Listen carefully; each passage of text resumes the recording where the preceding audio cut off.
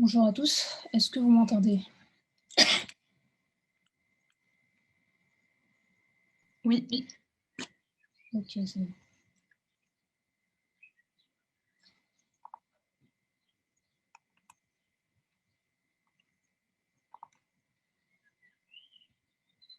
Et est-ce que là, vous voyez mon écran? Ouais, c'est Ouais, bon. c'est bon.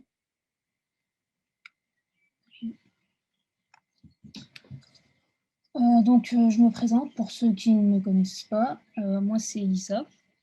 Je suis externe en pharma à la faculté d'Amiens, c'est en Picardie, pour ceux qui ne savent pas. Et j'ai passé le concours en décembre dernier. Je l'ai eu. Et donc, cette année, je fais le tutorat e-pharma. Et je fais en parallèle le tutorat internat à Amiens.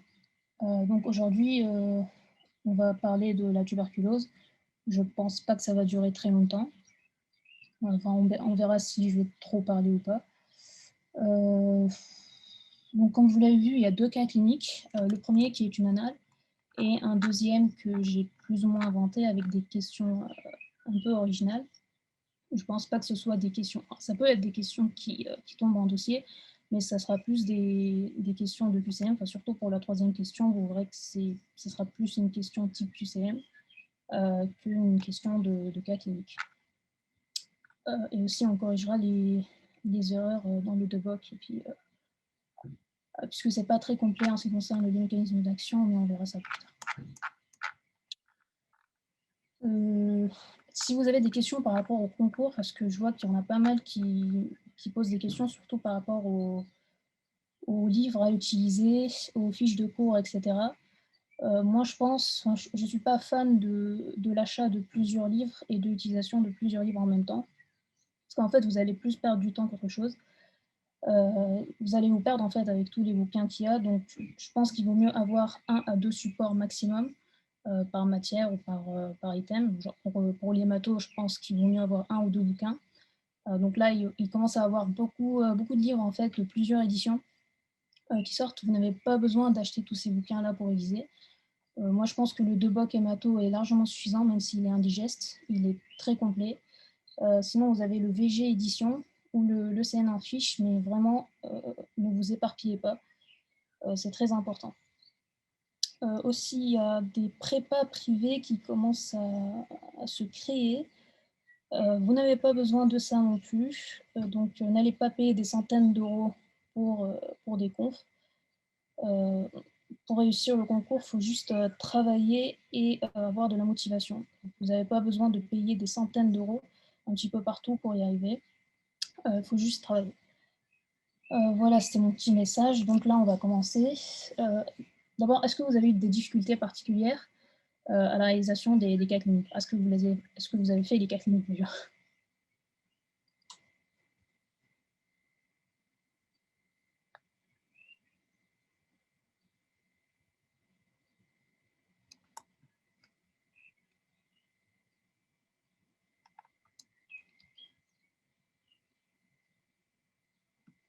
Est-ce que vous m'entendez? Oui, il y en a pas mal qui parlent sur le chat. Ah bon? Ok, je vais voir ça.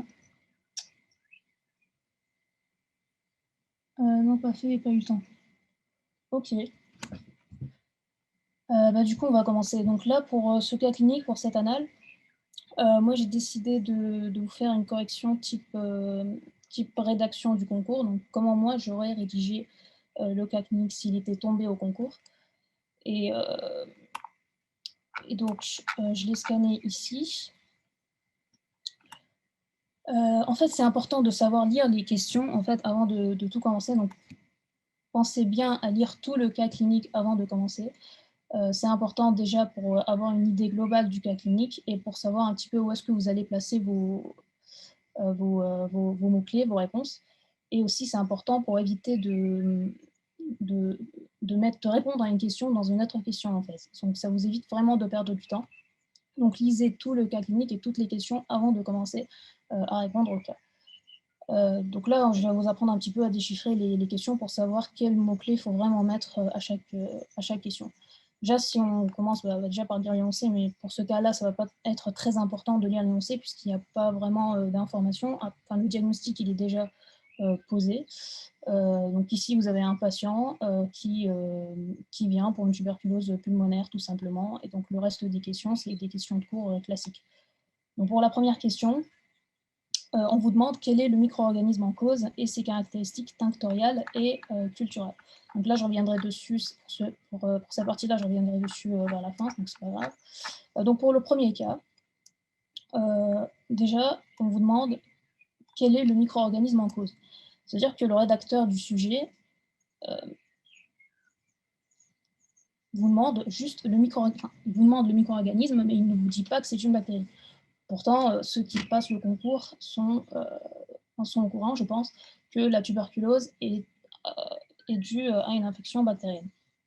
Donc là, le rédacteur du sujet vous demande le micro-organisme. Donc là, évidemment, il faut répondre déjà que c'est une bactérie, donc un agent infectieux.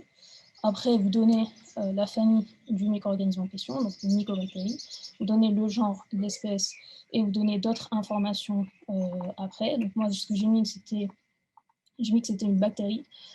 Une mycobactérie, un Mycobacterium tuberculosis complexe. Il faut savoir que dans le Mycobacterium tuberculosis complexe, vous avez, en fait c'est un complexe, un groupe de bactéries, dans lequel vous avez Mycobacterium tuberculosis, qui est responsable de plus de 95% des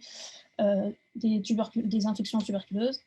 Ensuite, vous avez Mycobacterium bovis et Mycobacterium africanum. Donc, dans ce Mycobacterium tuberculosis complexe, vous allez avoir le Mycobacterium tuberculosis. Moi, je ne l'ai pas répété ici parce que je ne voyais pas l'intérêt. Ensuite, vous mettez le nom, s'il y a un autre nom à ce bacille, vous mettez par exemple bacille de Koch. Et puis, vous mettez que c'est l'agent de la tuberculose maladie. Donc ici, dans ce cas-là, la tuberculose pulmonaire. Dans la tuberculose maladie, vous allez avoir différents types d'atteintes tuberculeuses. Vous pouvez avoir une tuberculose urogénitale, une tuberculose digestive ou même une tuberculose neuroméningée, donc la méningite à mycobactérie, par Mycobacterium tuberculosis ou autre. C'est un agent strictement pathogène, strictement humain, intracellulaire obligatoire ou à développement intracellulaire obligatoire, donc il se développe à l'intérieur des macrophages. C'est un agent qui est aérobie strict, non capsulé, non sporulé, immobile. Donc ici, je vous ai mis un petit peu une image du bacille pour vous donner un petit peu une idée de à quoi il ressemble. Donc, faut mettre, lorsqu'on parle d'un micro-organisme, il faut mettre l'aspect, la structure, ses propriétés, sa morphologie, etc. Ensuite, on vous parle des caractéristiques tinctoriales. Donc, pour ces caractéristiques-là, il ne faut pas tout noter, il ne faut pas donner toutes les informations du suite, puisque ça, c'est ce qu'on vous demande à la deuxième question, d'où l'importance de lire toutes les questions. Si vous commencez à détailler tout le diagnostic à la première question, vous perdez du temps et vous perdez des points surtout. Donc pour les caractéristiques tinctoriales, dans ce cas-là, il faut mettre la méthode de référence principalement, tout en justifiant pourquoi vous utilisez cette méthode de référence. Donc par exemple, la méthode de référence ici, ça sera la coloration Odine-Nielsen. Donc pourquoi? Parce que c'est un bar, un bacille acido-alcoolo-résistant, qui est difficilement, voire non colorable au gramme. Et donc, parce que sa paroi est riche en acide mycolique, qui fait que c'est imperméable en fait au colorant classique. Donc on fait une coloration Odine-Nielsen. Point. Ensuite, pour ses caractéristiques culturelles, c'est pareil. Donc à partir de ses propriétés, vous citez le milieu de référence. Donc ici, par exemple, c'est un agent exigeant, donc oxotrophe, qui est à croissance lente, qui est aérobie stricte, comme je l'ai mis un petit peu plus en haut. Et puis, on le cultive sur un milieu solide, type Lowenstein-Jensen, et puis c'est bon. Et que la culture est indispensable pour le diagnostic. Est-ce que vous avez des questions par rapport à cette question? Est-ce qu'on met la coloration à l'uramine du coup ou pas? Vous pouvez mettre la coloration à l'uramine, mais encore une fois, je pense que c'est plus attendu à la deuxième question, puisqu'à la deuxième question, on vous demande vraiment les étapes de l'analyse. Ok, merci. Mais là, vraiment, il faut être très synthétique, en fait, pour cette question-là. Parce qu'on vous demande juste les caractéristiques tinctoriales et culturelles. Et donc, pour ces caractéristiques tinctoriales, je pense qu'il s'attendait juste à ce que vous mettiez que c'est un bar et que ces barres, c'est plus pour le diméthylène, on va dire. Est-ce qu'il y a d'autres questions?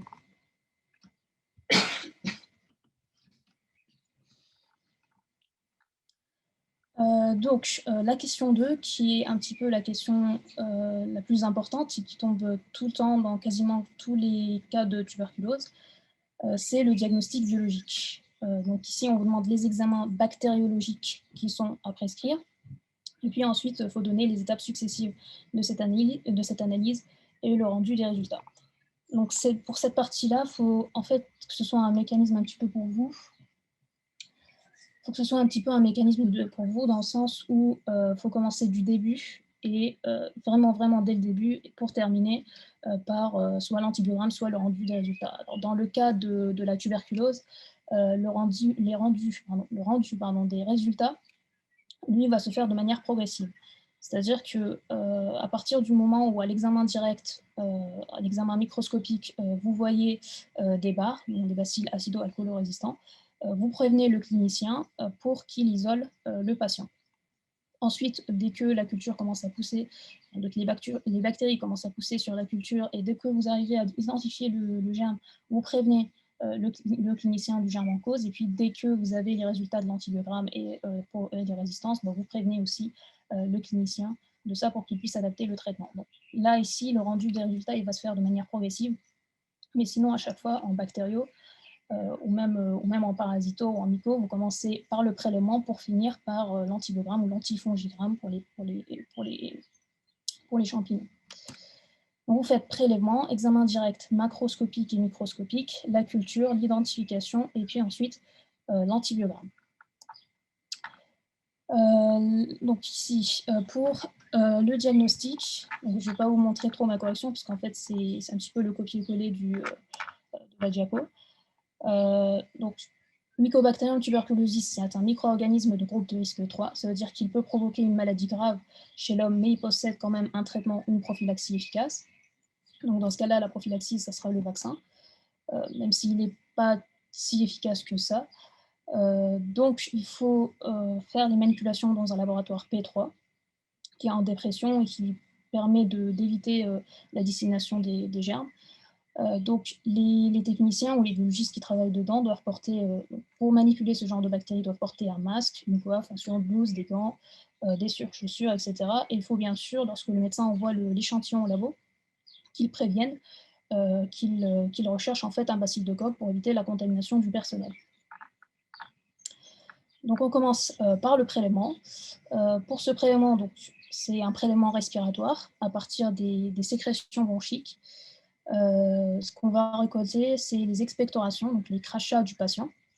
Si le patient ne crache pas, on fait un tubage gastrique pour recueillir les sécrétions bronchiques qui auraient pu être dégluties en fait la nuit. Donc si le patient n'arrive pas à cracher, forcément il va déglutir ces crachats, et du coup c'est là qu'on va passer par l'estomac et on va chercher ces sécrétions.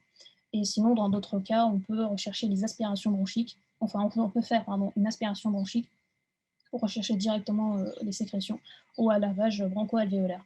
Alors pour le concours, n'apprenez pas comment on fait telle ou telle étoile. Enfin, je veux dire, n'apprenez pas comment on fait une aspiration bronchique, ou comment on fait un tubage gastrique, ou comment on effectue un lavage broncho-alvéolaire.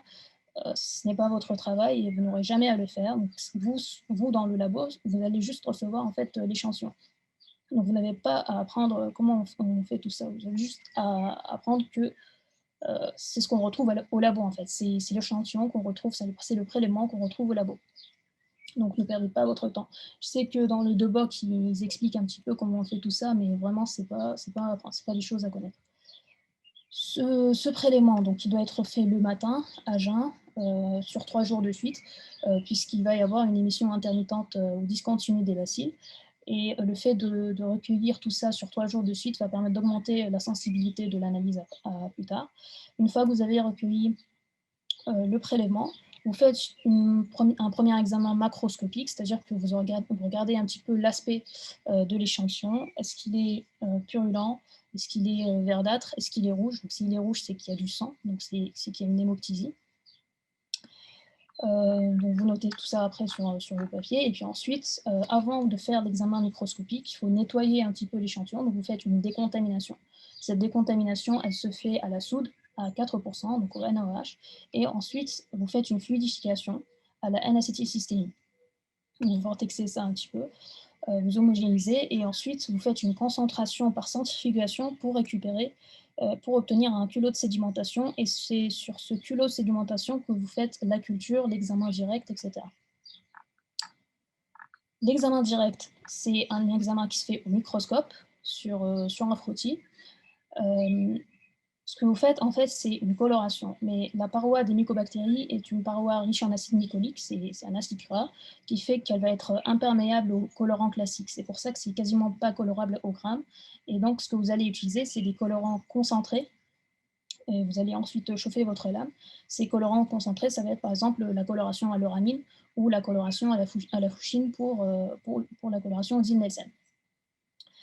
Quand vous faites votre coloration et que vous essayez de décolorer vos bactéries à l'alcool ou à l'acide, ça ne fonctionne pas, donc c'est résistant à la décoloration par les acides et à l'alcool, et c'est pour ça qu'on les appelle des bacilles acido-alcoolo-résistants. Parce que pour l'instant, ça va.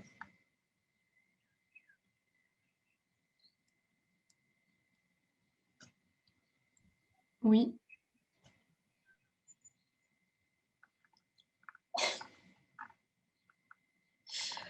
Donc, vous prenez votre culot de sédimentation, vous faites votre frottis, vous faites votre coloration. Donc vous commencez en premier lieu par la coloration à l'uramine. Pourquoi on commence par l'uramine? Parce que c'est une méthode qui est plus sensible et plus rapide que la coloration au Nielsen. L'objectif de l'examen microscopique, donc que ce soit pour l'uramine ou pour le Nielsen, c'est de mettre en évidence des barres. Ça, c'est un mot-clé, enfin, ça, c'est une phrase très, très importante. Il faut la mettre partout, vraiment. À chaque fois que vous avez un cas clinique de tuberculose, il faut sortir que c'est un bar. C'est important. Donc, vous faites votre coloration à l'uramine, c'est un colorant fluorescent. Donc, l'analyse, elle se fait sur un microscope à fluorescence. Vous allez obtenir ça, je ne sais pas si j'avance, vous allez voir. Donc là, vous voyez des petits bacilles verts fluorescents. Là, c'est mieux même. Donc ça va vous donner des bacilles vert fluorescents, voire jaunes. Enfin, c'est plus vert fluorescent, avec du coup le fond noir rougeâtre.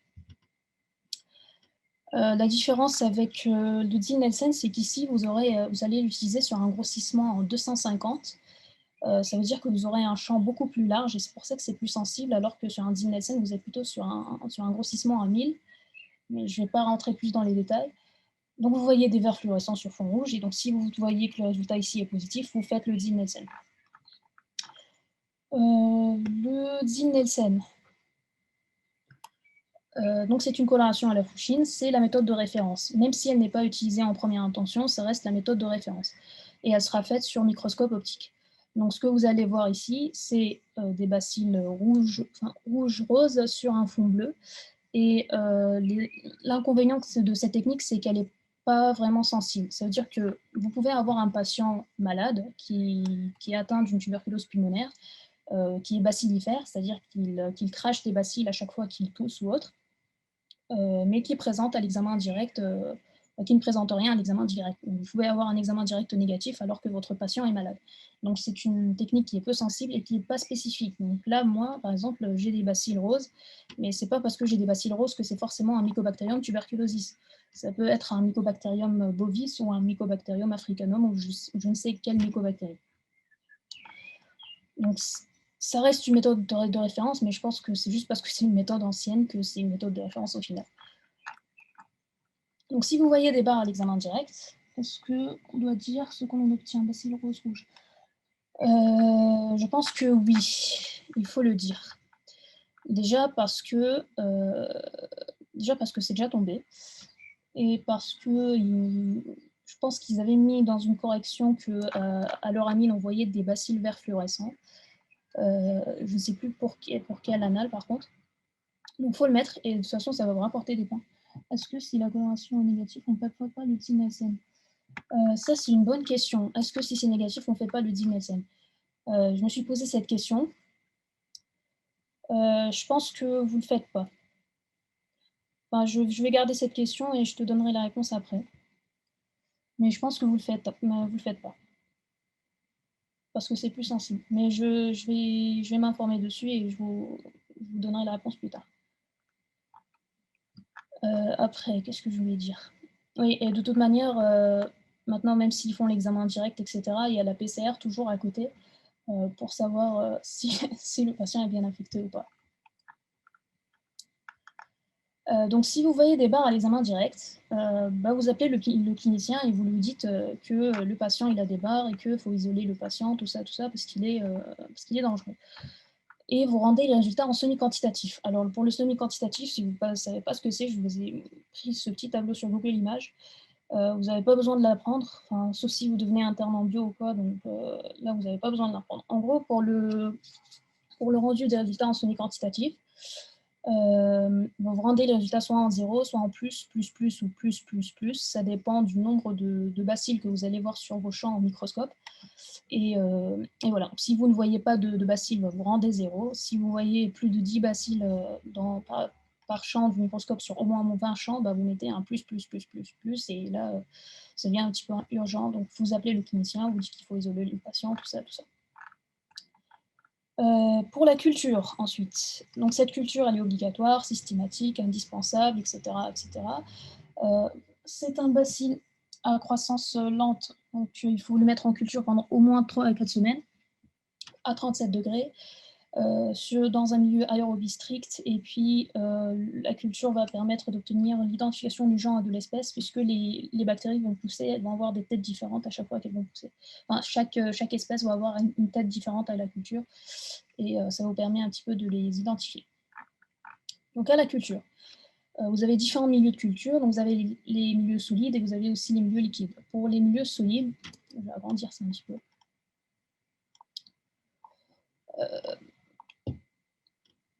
Donc pour les milieux solides, vous avez les milieux à l'œuf, type Lowenstein-Jensen et Coletso ou Coletsos, je ne sais pas comment vous prononcez ça. Donc c'est ça c'est un milieu de Lowenstein-Jensen, donc c'est un milieu vert, je ne sais pas ce qu'il y a dedans. Mais en fait, vous allez obtenir des colonies comme ça en chou-fleur, de couleur crème, jaunâtre, et rugueuse un petit peu. Et puis ça va prendre 3 à 4 semaines pour pousser. Même plus, c'est minimum 3 à 4 semaines. Sinon, vous allez avoir des géloses type Middlebrook, comme ici, sur lequel vous allez avoir des colonies qui vont pousser. Ces colonies-là vont plutôt être plates, ou pas comme ici. Ensuite, vous allez avoir des milieux liquides. L'avantage du milieu liquide, c'est que les colonies vont pousser plus rapidement en une dizaine de jours. Vous allez avoir le milieu MGIT pour Mycobacteria Growth Indicator Tube, et ensuite, ça va vous donner une coloration fluorescente, en fait, comme ici à gauche, qui marque la positivité de la culture. Donc en fait, je ne vais pas rentrer dans les détails, mais vous allez avoir un élément qui, lorsque les bactéries vont commencer à consommer le dioxygène, va être réduit, et l'élément réduit qui sera formé va émettre une fluorescence. Et cette fluorescence, elle sera visible à 365 nanomètres. Donc si par exemple dans votre tube, vous voyez cette coloration, cette fluorescence-là, c'est que la réaction, c'est que la culture est positive et qu'il y a des mycobactéries qui poussent là-dedans. Ça peut être aussi lu automatiquement, donc par des machines, mais c'est aussi sympa de le voir en vrai. Donc ces cultures-là, vous mettez vos tubes en culture, vous les surveillez tous les jours la première semaine, donc vous voyez si ça pousse ou pas, puis ensuite 1 à 2 fois par semaine, etc., jusqu'à ce que ça pousse normalement. C'est important de détecter la croissance des mycobactéries, puisqu'en fonction du délai de croissance, vous allez différencier en fait les différentes espèces. Vous allez avoir une espèce qui va pousser plus rapidement qu'une autre, etc. Et aussi, il y a aussi l'aspect des colonies qui peuvent orienter vers l'identification. L'identification, vous allez avoir différentes méthodes. Donc la méthode phénotypique et la méthode génotypique. La méthode phénotypique, c'est tout simplement l'aspect de la culture, le délai de croissance de la bactérie, les techniques biochimiques. Alors, je ne sais pas si c'est vraiment utilisé encore les techniques biochimiques, mais en tout cas, je sais que ce n'est pas à apprendre pour le concours. Après, vous pouvez les apprendre si vous avez peur, mais moi, en tout cas, je ne les ai pas appris. Vous avez ensuite les méthodes génotypiques qui sont beaucoup plus utilisées. des techniques donc, de biologie moléculaire, notamment la PCR, pour détecter le génome de la bactérie, pour pouvoir identifier son genre et son espèce. C'est rapide, c'est spécifique, et l'avantage, c'est que ça peut être fait directement sur l'échantillon. Donc là, nous, on était remonté sur l'échantillon avec l'examen direct, la culture, etc. Mais en fait, ce qu'ils font en parallèle, c'est qu'ils font une PCR pour avoir un résultat rapide à communiquer au clinicien. Parce que sinon, si vous attendez 3-4 semaines au moins pour dire à votre clinicien que le patient il est malade, bah, c'est un petit peu dommage. L'antibiogramme, qui est aussi obligatoire, indispensable, systématiquement fait, aussi l'immunochromato pour l'antigène MPT65. Ça fait partie des tests antigéniques, je crois. Mais là, je ne les ai pas détaillés. Donc là, j'ai fait juste la base, en fait. Mais je ne sais pas si on fait l'immunochromato pour l'antigène MPT64. Mais ça fait partie des techniques. Le Malditov, ça va dépendre des centres hospitaliers. Ça va dépendre des endroits, s'il y en a ou pas. Mais je ne sais pas s'il y a un Malditov pour la tuberculose, par contre. Mais c'est possible. Je l'ai vu dans le VG.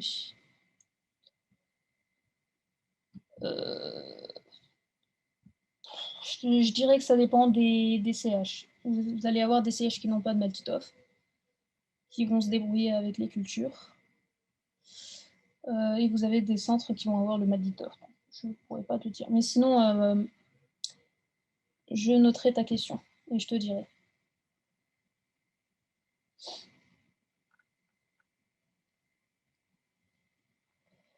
L'antibiogramme, obligatoire, systématique, indispensable. Donc, essayez de placer plein de mots comme ça, type obligatoire, systématique, indispensable, parce qu'on ne sait jamais. L'objectif, rechercher des résistances bactériennes pour adapter le traitement. Vous avez deux types d'antibiogrammes, on va dire, qui peuvent être faits. Soit la méthode des proportions, soit la méthode génotypique, qui utilise aussi, là encore, les techniques de biologie moléculaire. Donc pour la méthode des proportions, elle peut être faite sur un milieu solide, type Lowenstein-Jensen, ou sur un milieu liquide, type MGIT. Je vous ai mis un petit peu ici une image, méthode de proportion, méthode de dilution. Ça se rapproche de ça.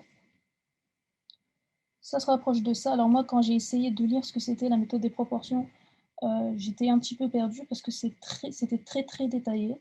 Donc je ne sais pas si ce que j'ai lu était très détaillé, mais c'était très détaillé. Mais il ne rentrait pas dans les... Mais je n'ai pas voulu rentrer dans les détails des choses parce que pour l'instant, ça ne me concerne pas. Mais je dirais juste que, en gros, pour la méthode des proportions, c'est un petit peu comme la méthode des dilutions. Vous allez mettre un témoin et puis des concentrations croissantes en antibiotiques. Et puis, en fonction de la concentration en antibiotiques, vous allez avoir une inhibition de la croissance bactérienne. Donc, c'est un petit peu comme détecter la CMI. La CMI ou la concentration bactéricide, je sais plus, une des deux. Donc, soit vous utilisez la méthode des proportions, soit vous utilisez la méthode génotypique qui est actuellement la plus utilisée, puisque c'est plus rapide, donc par des techniques d'hybridation moléculaire ou PCR ou autres, pour rechercher les résistances aux différents traitements. Donc, par exemple, pour l'isoniazide, vous allez rechercher l'imitation du gène 4G ou du gène INHA. Pour la rifampicine, donc là, pour ces mutations-là, on verra plus tard à quoi ça sert. Pour la rifampicine, vous allez rechercher une mutation du gène RPOB et puis vous allez rechercher les phénotypes MDR et XDR. Est-ce que vous savez ce que c'est MDR et XDR?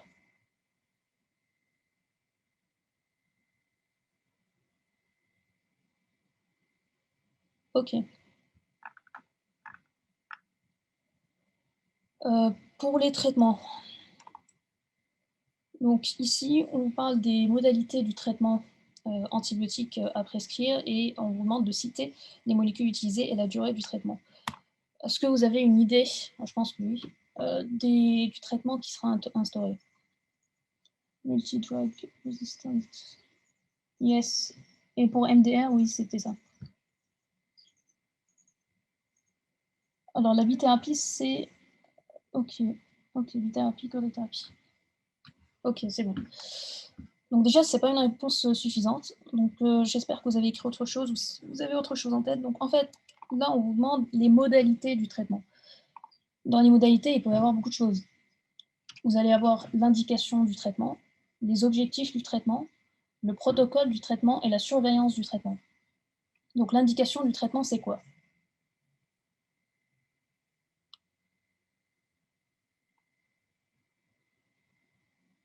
Éviter sélection.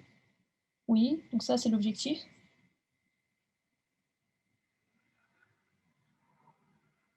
Et le traitement, c'est fait pour quoi?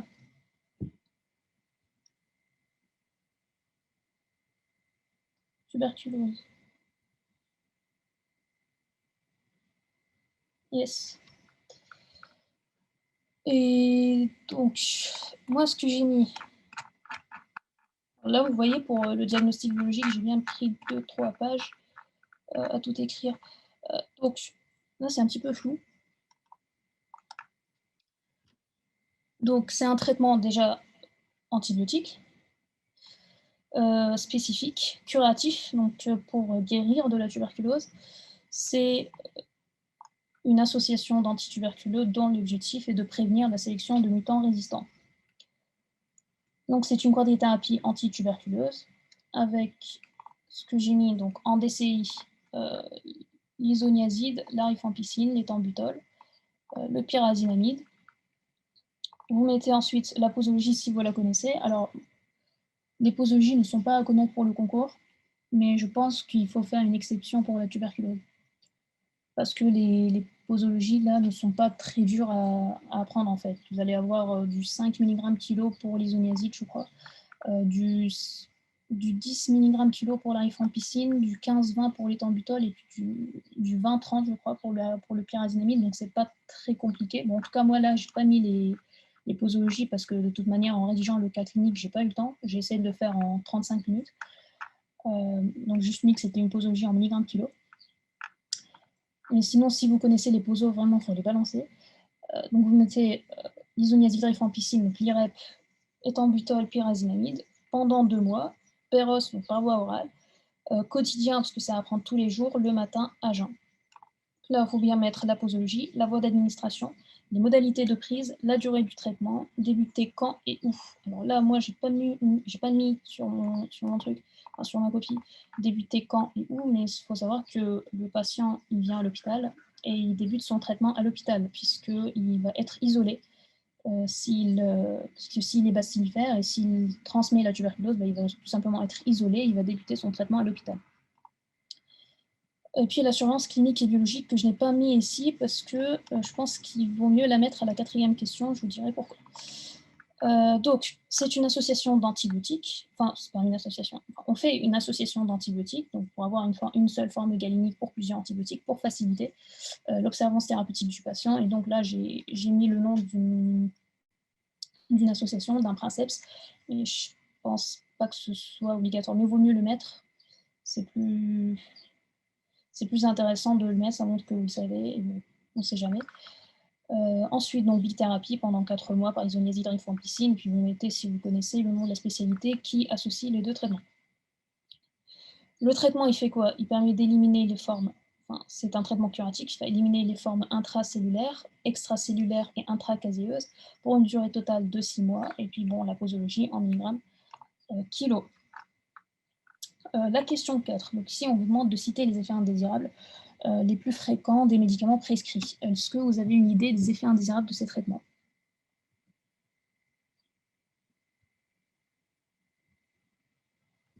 La rifampicine, elle colore les liquides biologiques en orange. Oui. Sinon, ils sont quasiment tous hépatotoxiques.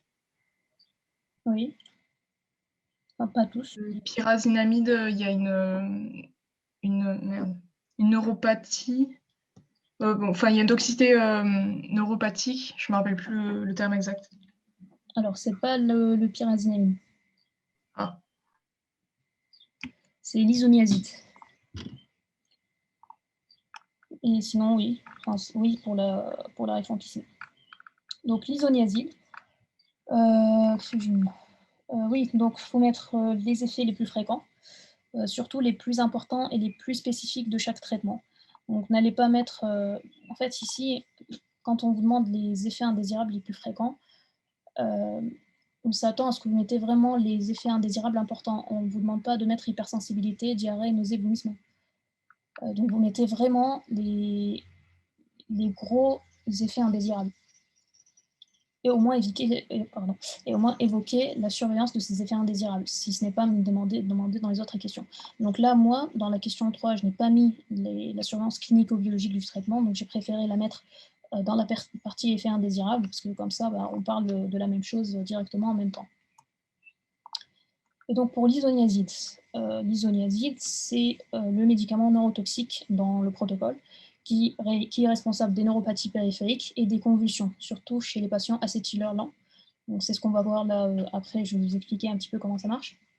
Et c'est aussi un médicament hépatotoxique qui entraîne une augmentation des transaminases, donc on verra un petit peu ensuite pourquoi il entraîne une hépatotoxicité.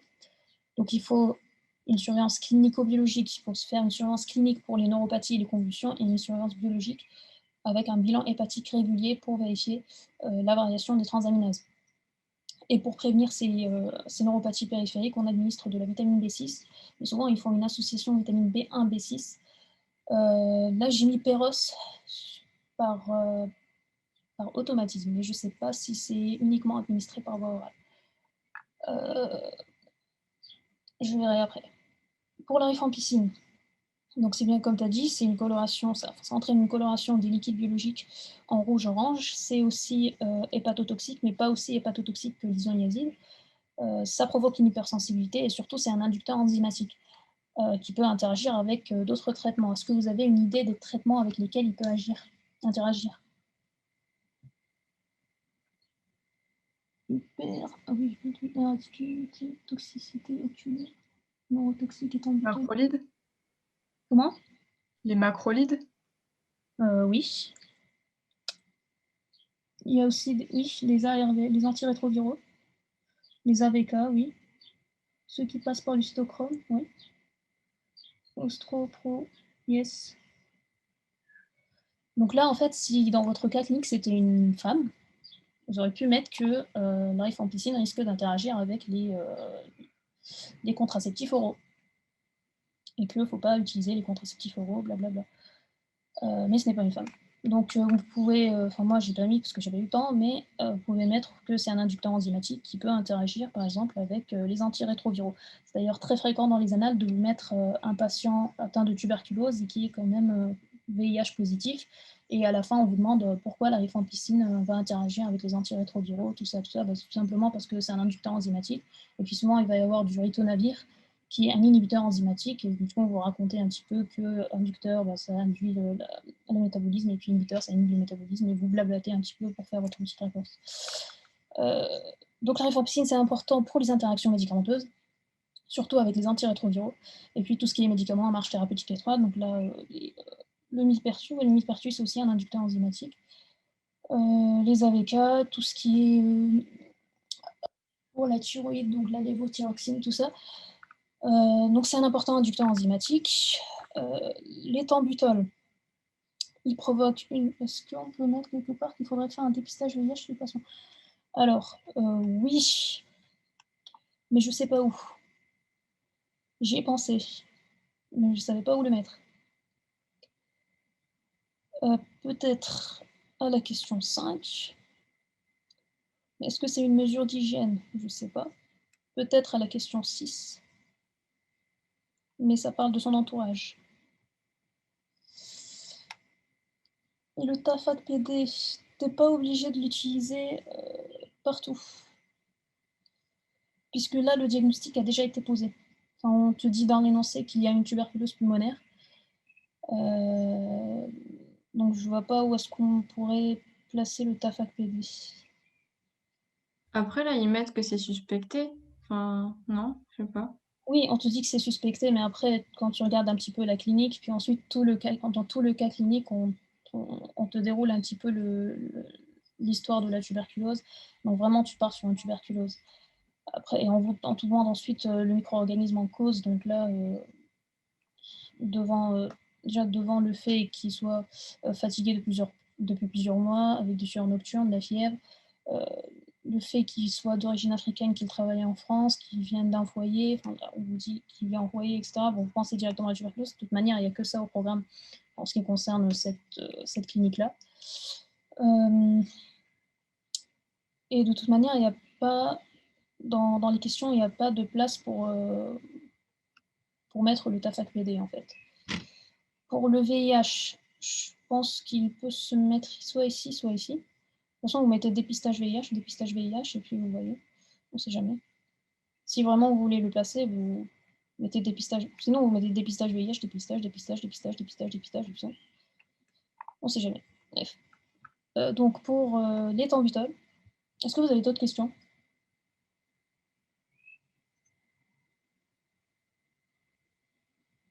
Ok. L'éthambutol, donc, qui provoque une toxicité oculaire. Ça, c'est un mot que j'ai oublié de mettre. Juste minérite optique rétrobulbaire, mais il faut noter qu'il provoque une toxicité oculaire, c'est important. Donc il faut une surveillance ophtalmologique. J'ai même pas écrit ophtalmologique, mais il faut mettre surveillance ophtalmologique, donc champ visuel, vision des couleurs, etc. C'est la seule surveillance. Je ne sais plus s'il entraîne autre chose. Je crois qu'il entraîne une hyperuricémie aussi, mais je ne sais plus. Puis la pyrazinamide, le pyrazinamide, qui provoque une hyperuricémie, qui nécessitera donc une surveillance biologique et puis qui provoque une hépatotoxicité, qu'il faudra surveiller ensuite. Voilà. Est-ce que vous avez des questions?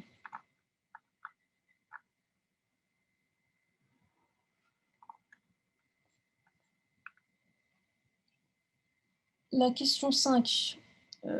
Donc là, on vous confirme le diagnostic de tuberculose et qui vous montre que le patient est contagieux. Donc, comme je l'ai dit, le patient est contagieux parce que vous avez observé des barres à l'examen direct et que vous avez prévenu le clinicien. Les mesures d'hygiène à prendre pendant l'hospitalisation du patient. Donc, à votre avis, qu'est-ce qu'ils vont faire? Précautions complémentaires, isolement du patient. Yes.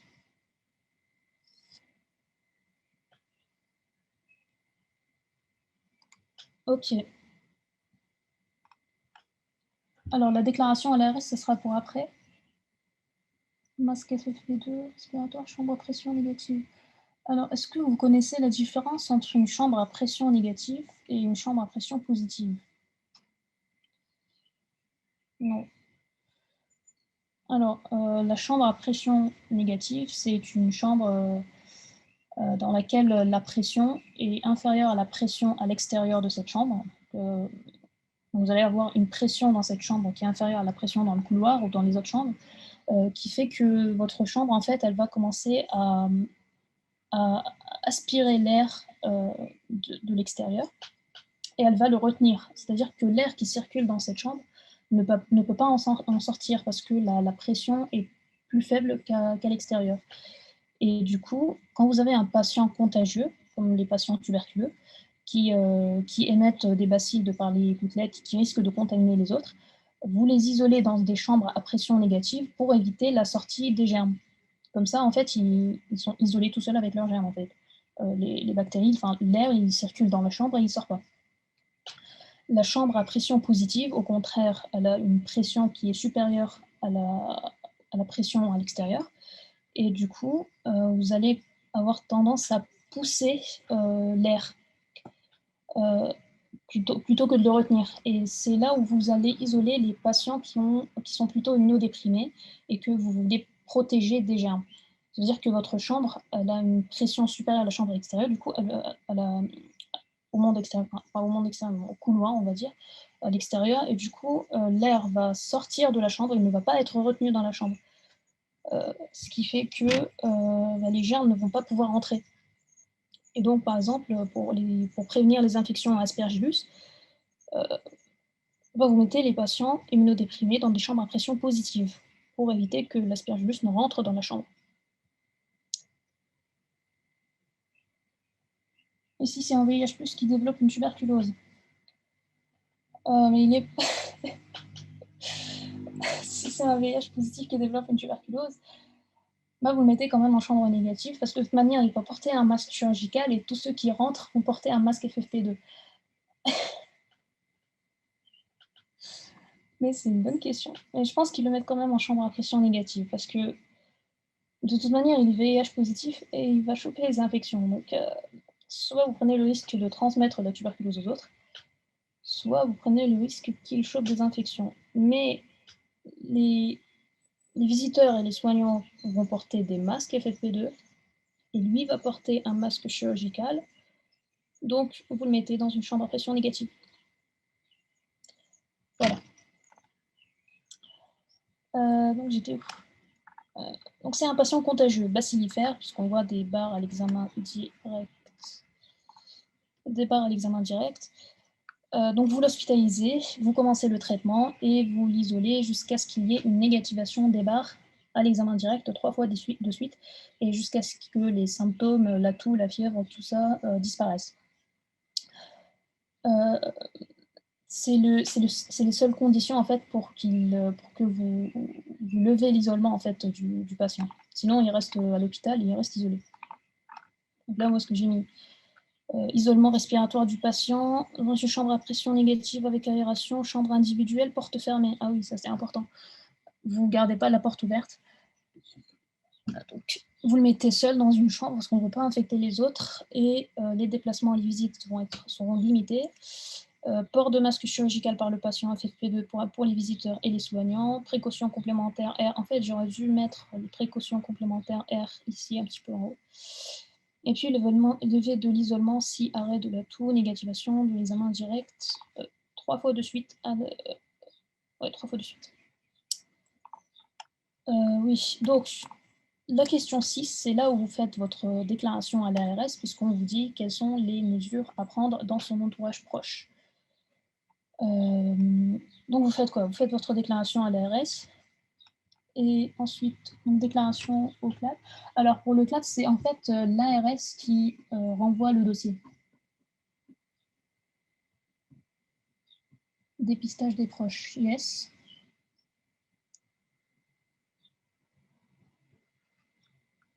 Et vous les dépistez et après. Bon, imaginez, ils sont positifs.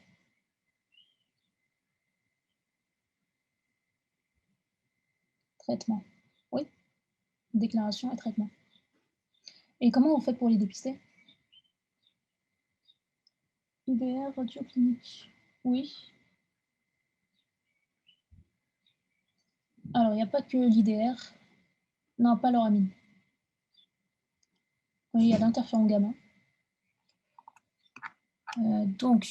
C'est un patient originaire d'une zone d'endémie l'interféron gamma, qui vit en foyer, dans des mauvaises conditions socio-économiques, mauvaises conditions d'hygiène. Vous faites une enquête autour du cas, une enquête épidémiologique. Vous traitez les patients atteints, maladie à déclaration obligatoire.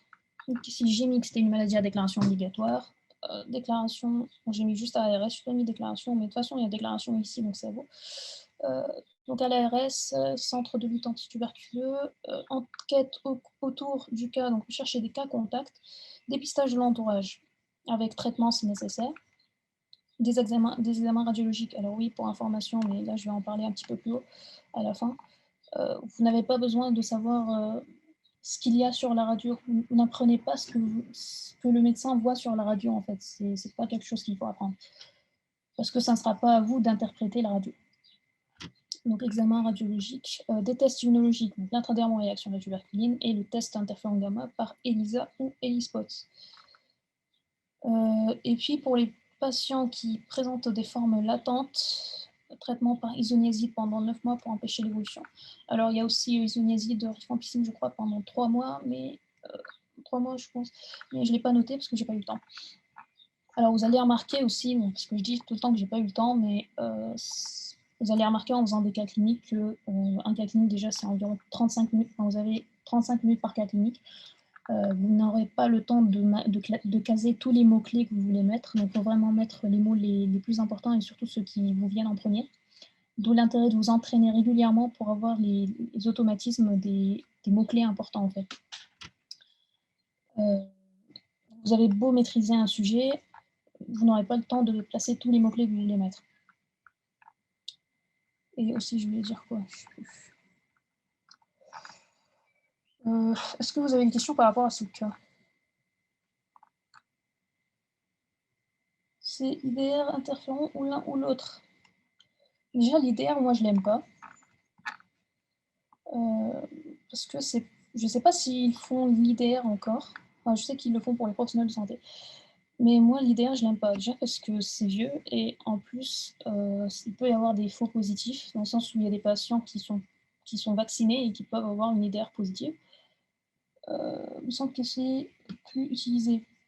Donc, moi, par exemple, je suis vaccinée contre la tuberculose et j'ai une IDR positive, mais c'est pas pour ça que je suis infectée. Si on me fait l'interféron gamma, le test il sera négatif. Donc voilà. Moi, je préfère l'interféron gamma. Après, je sais pas ce qu'ils font en pratique. Donc là, pour ce cas clinique, j'aurais mis les deux. Mais en pratique, moi, je préfère l'interféron gamma. Déjà parce que c'est plus rapide et c'est plus sensible. C'est pas dépendant d'une réaction, enfin, c'est pas dépendant du vaccin en fait. Si vous êtes vacciné contre la tuberculose, vous n'allez pas avoir votre interféron gamma positif, alors que si vous êtes vacciné, vous allez avoir votre IDR positif et ça peut fausser.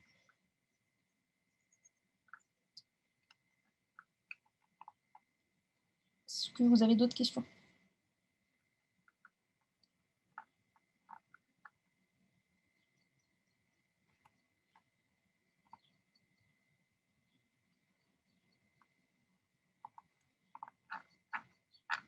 Donc le deuxième cas que j'ai inventé.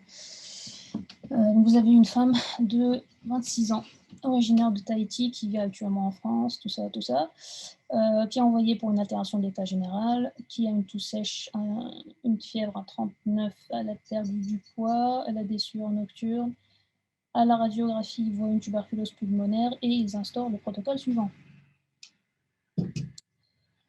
Le protocole, c'est le même, donc l'IREP, le matin pendant 2 mois, et puis l'IR pendant 4 mois. Donc justifier le protocole thérapeutique instauré. Déjà, lorsqu'on vous demande de justifier quelque chose ou de justifier un traitement, il y a une certaine rédaction à avoir, donc il ne faut pas juste noter que c'est le protocole antituberculeux, etc. Il faut déjà penser c'est quoi, pourquoi, comment, quand, où. Donc déjà, c'est quoi? C'est une multithérapie antibiotique, antituberculeuse ou antituberculeux. C'est le traitement curatif de la tuberculose. C'est le protocole de première ligne, première intention ou de référence. Avec donc, la quadrithérapie initiale IREP, donc isoniazide, rifampicine, éthambutol et pyrazinamide, pendant 2 mois, suivi d'une bithérapie IR pendant 4 mois. Pourquoi? C'est quoi l'objectif? L'objectif, c'est de limiter les résistances bactériennes, d'avoir une action sur les germes intra- et extracellulaires. Comment? En adoptant le traitement en fonction du poids. Vous allez voir, par exemple, ici, que la patiente va prendre environ 9 comprimés par jour. Donc, en fonction du poids, vous allez adapter aussi le nombre de comprimés qu'elle va prendre par jour. Le traitement, il se prend par voie orale, donc 1 fois par jour, le matin, à jeun, quotidiennement. Et puis, on utilise des formes galéniques qui associent plusieurs principes actifs pour améliorer l'observance thérapeutique. Donc là, déjà, on est à 9 comprimés par jour. Le matin, tous les jours. C'est un petit peu compliqué pour l'observance, malgré le fait que les traitements soient déjà associés. Niveau objectif, on peut mettre limiter la transmission. Oui, oui, limiter la transmission, diminuer la mortalité, la morbidité, enfin tout ce que vous voulez. Tout ce que vous voyez santé publique, vous pouvez le mettre. Quand et où? Donc c'est débuté lors de l'hospitalisation. Voilà. Quand vous pouvez mettre 1 heure si vous voulez, le matin, un lundi, un mardi, quand vous voulez. La question 2, qui est très sympa, je trouve. Donc préparez vos 2 bocs. Décrire les mécanismes d'action des médicaments prescrits. Est-ce que vous pouvez me donner les mécanismes d'action de l'isoniazide, par exemple?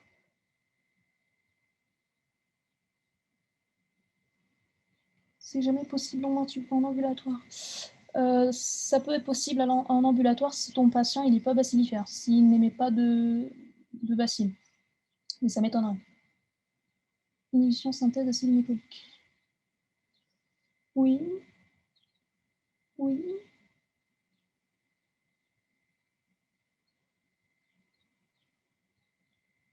C'est tout.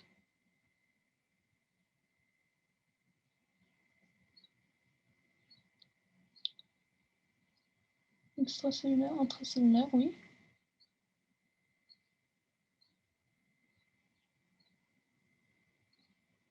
Bon, alors prenez une feuille.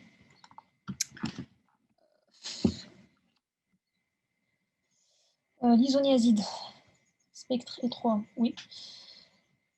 L'isoniazide, c'est un antibiotique, un antituberculeux, c'est une prodrogue qui est activée. Donc là, vous avez un petit schéma que j'ai récupéré. C'est une prodrogue qui est activée par une catalase peroxydase. C'est une enzyme qui est codée par le gène 4G, qui est juste ici. Donc là, ici, c'est l'enzyme qui va donc le transformer en un métabolite actif. Ce métabolite actif, qui est l'isonicotinoïl, va inhiber la protéine INHA, qui est codée par le gène qui porte le même nom, INHA. Et cette protéine INHA est impliquée dans la synthèse de l'acide mycolique, qui est un constituant de la paroi bactérienne. Et donc, de ce fait, l'isoniazide va inhiber la synthèse de la paroi bactérienne. C'est important de noter que c'est une prodrogue, parce que si un jour, si l'année prochaine, vous tombez sur un cas de tuberculose et que d'un coup, on vous demande le mécanisme d'action et que vous ne mettez pas que c'est une prodrogue, ni qu'il est activé par une catalase peroxydase, ni qu'il inhibe l'INHA, que c'est codé par la 4G, vous perdez énormément de points, sachant que la tuberculose, c'est généralement un cas classique, facile, que tout le monde connaît. Et que forcément, le correcteur va mettre des choses auxquelles personne ne pense, et il se peut que ça soit parmi les choses à connaître. Ce peut qu'il y ait 1 ou 2 points sur une catalase peroxydase, par exemple. On ne sait jamais. Donc vous notez que c'est une prodrogue qui est active sur les germes intra- et extracellulaires. Il va avoir un effet bactéricide sur les germes à multiplication rapide et bactériostatique sur les germes quiescents. Aussi, les résistances possibles de l'isoniazide, la mutation du gène 4G. Si vous mutez le gène 4G, ici, vous ne synthétisez plus de catalase peroxydase. Et du coup, votre isoniazide ne peut plus s'activer. S'il ne s'active plus, il n'agit plus. Donc une mutation du gène 4G empêche l'activation de l'isoniazide et du coup, votre bactérie va continuer à synthétiser sa paroi. Pareil, vous pouvez avoir une mutation du gène INHA qui va faire que votre gène muté va synthétiser une protéine qui n'a plus rien à voir avec la protéine de base, et du coup votre isonicotinoïl ne va plus pouvoir inhiber cette protéine-là, et du coup vous ne pourrez plus inhiber la synthèse de la paroi. La rifampicine. Là, il n'y avait pas d'erreur sur le debug. C'est un antibiotique de la famille des rifamycines, inhibiteur de l'ARN polymérase ADN dépendante bactérienne. Elle a un effet bactéricide avec une action intra- ou extracellulaire. Alors quand je dis intra-extracellulaire, c'est intra- ou extra-macrophagique, puisque les bacilles vont se développer à l'intérieur des macrophages. Une résistance possible, c'est la mutation RPOB, qui entraîne une mutation de l'ARN polymérase ADN dépendante.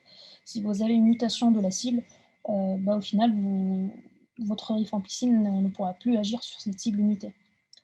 Si vous avez une résistance à l'isoniazide et à la rifampicine, vous allez finir avec un phénotype MDR. Si vous avez une résistance à l'isoniazide, la rifampicine, les fluoroquinolones et un aminoside injectable, mais je ne suis pas sûre, donc dites-moi si je me trompe, vous finissez avec un phénotype XDR pour extensively drug resistant. Ok. L'éthambutol, là aussi, je ne sais pas si, oui, faut le rajouter ou le corriger parce que c'était une erreur. Ils n'étaient pas très complets pour les. Il y a la capréomycine. Alors, je ne sais plus si il y a ça. Capréomycine, ça ne me dit plus rien, moi. Je ne sais pas s'il y a ça aussi. Ça fait partie des antibiotiques de deuxième ligne, c'est ça? Oui.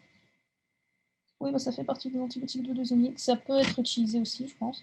Mais après, pour les résistances, je ne sais pas si c'est inclus dans le XDR, en fait.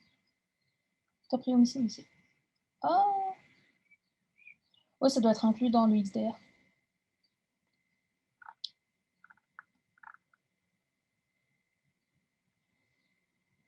Est-ce qu'il y a d'autres questions?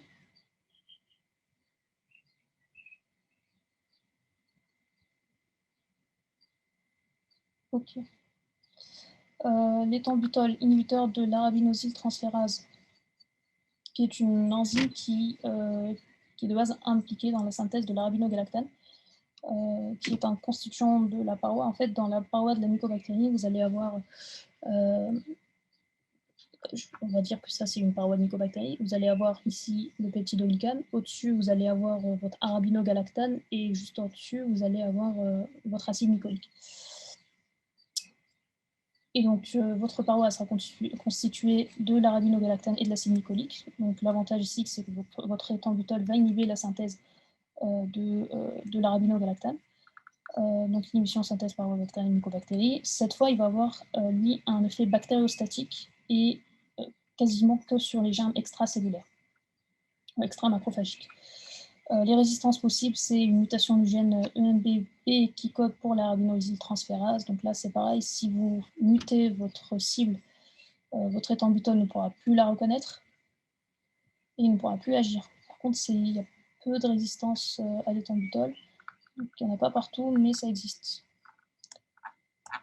Le pyrazinamide, antibiotique antituberculeux, c'est aussi une prodrogue qui est activée par une pyrazinamidase en acide pyrazinoïque, qui est le métabolite actif, et qui inhibe du coup la synthèse des acides gras à chaîne courte du bacille de Koch. Il a un effet bactéricide, il agit sur les germes intracellulaires quiescents et intracaséeux, et une résistance possible, c'est une mutation du gène PNCA, qui code pour la pyrazinamidase. Pareil, vous faites muter la pyrazinamidase, elle n'active plus le pyrazinamide, et il va juste traîner tout seul, il ne va pas s'activer.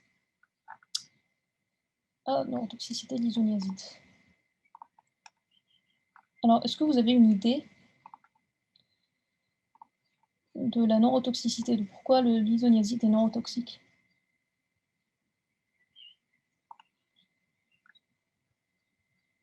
Du coup, par PCA, on cherche que RPO ou des trucs pour pyrazinamide et ethambutol aussi. Comme ce n'est pas les résistances les plus fréquentes,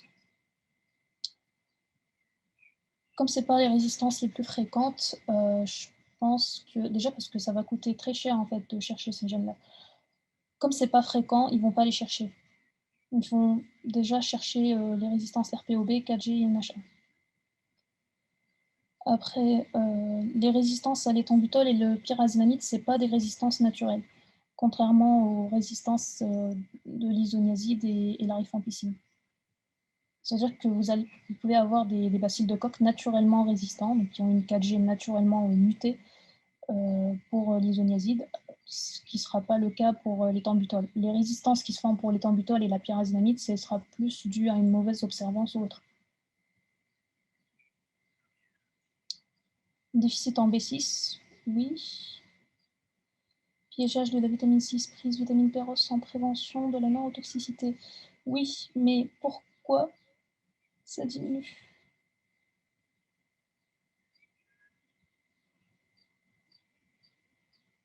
Ok, on va voir ça. Bon, alors ça, c'est une question, je ne pense pas qu'ils mettront quelque chose comme ça au concours dans les dossiers, mais ce sera plus dans des QCM où on peut vous dire l'isoniazide complexe machin ou l'isoniazide inhibe machin, et ensuite il faut mettre si c'est faux ou pas. Mais si ça tombe dans un dossier, c'est qu'ils étaient vraiment méchants. C'est qu'ils sont vraiment méchants. Et voilà. Donc là, je vais rentrer un petit peu dans le détail, mais vous n'avez pas vraiment besoin de connaître tout ça par cœur. Donc, l'isoniazide, vous avez votre petite isoniazide, ici.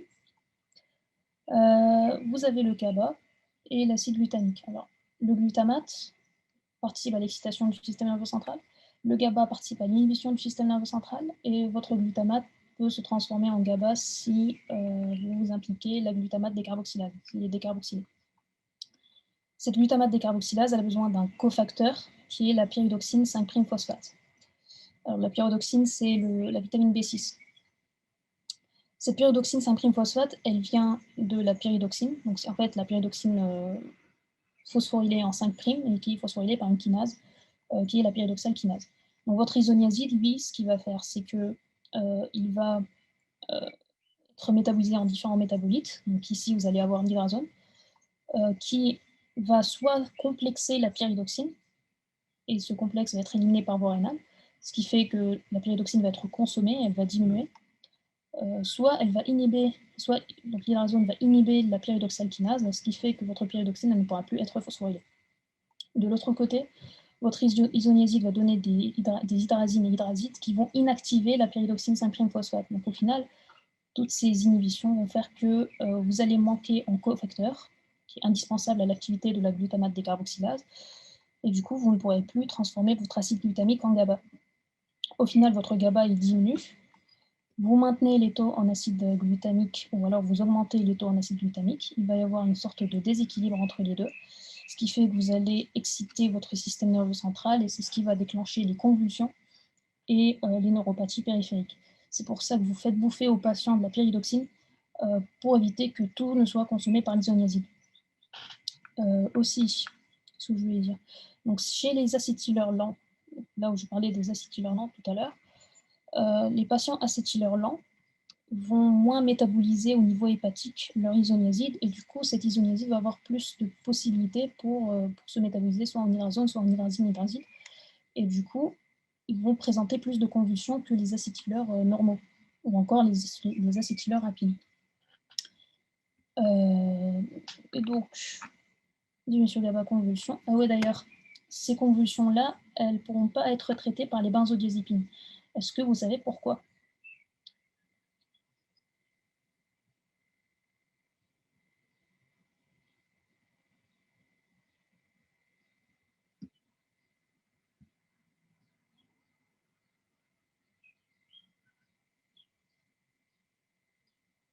Agoniste allostérique du GABA, récepteur.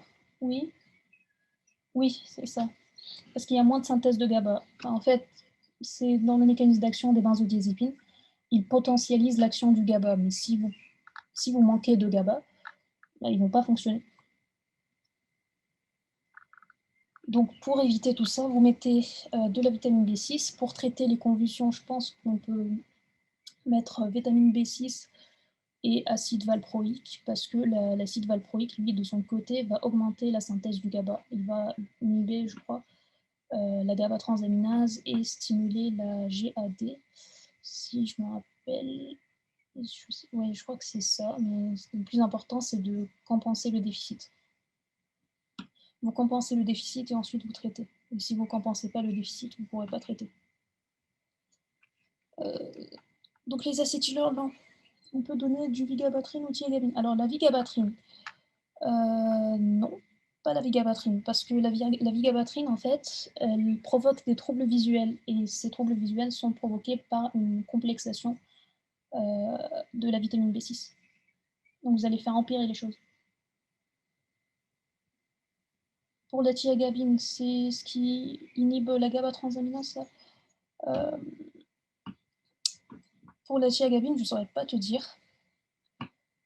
De son mécanisme d'action comme ça, je te dirais non, je te dirais oui, puisqu'elle inhibe la GABA transaminase, donc elle diminue la dégradation du GABA. Mais si de base, tu as très peu de GABA, je ne pense pas que ce soit efficace.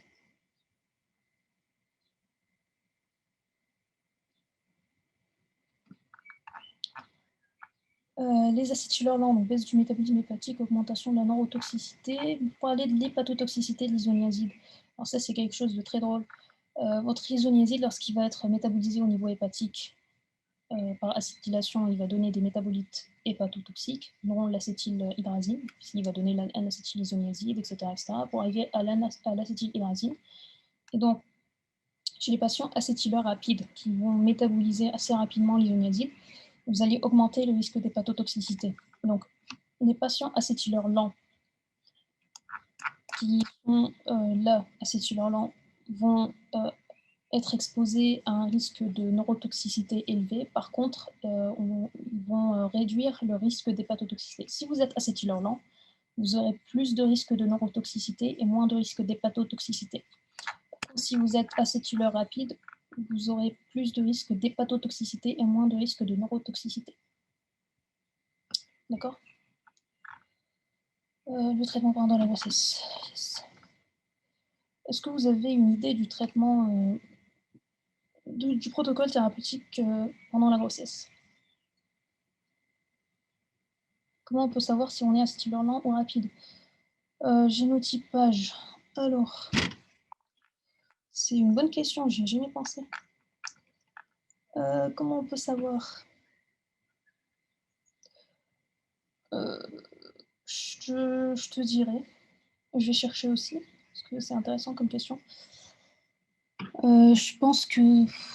Alors, c'est des enzymes, en fait, c'est généralement des enzymes qui codent... Enfin, c'est des enzymes qui participent au métabolisme, donc je pense qu'ils vont chercher plus des enzymes qui font un dosage d'une activité enzymatique particulière.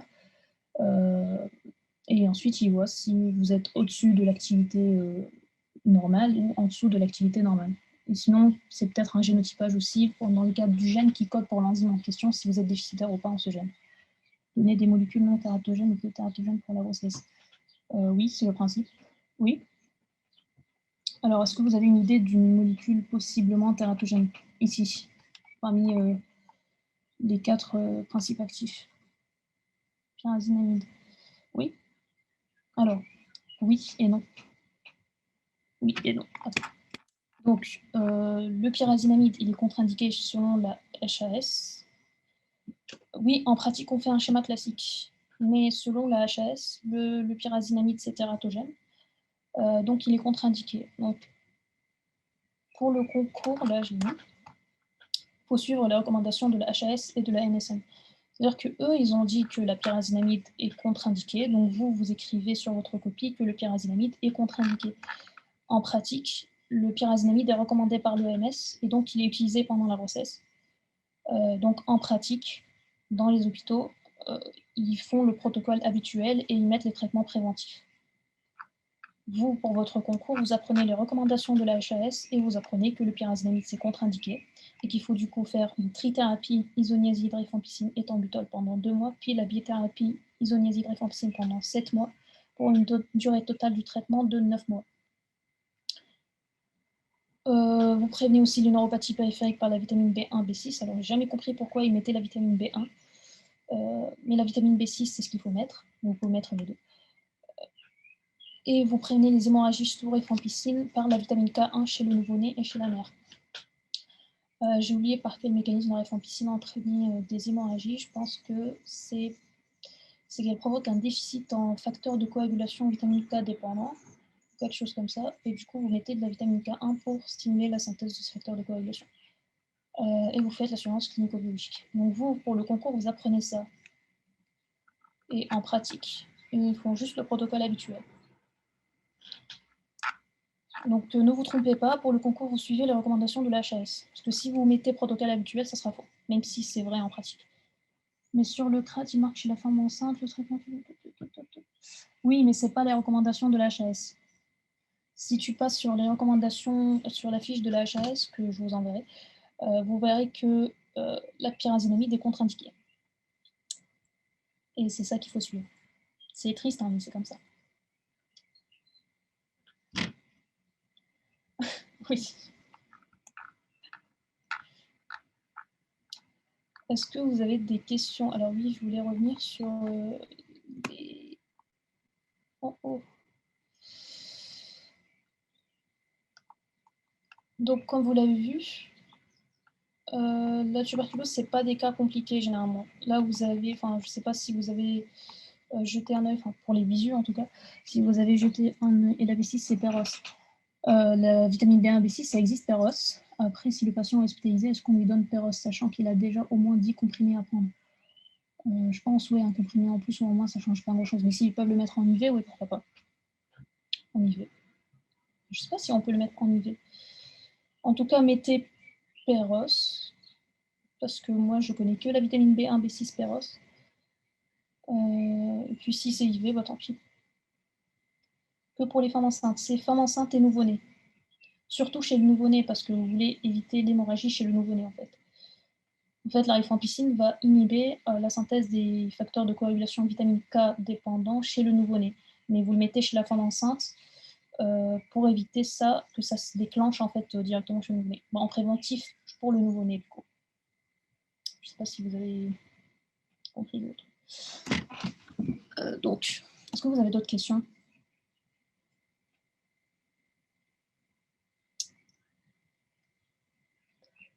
Ok.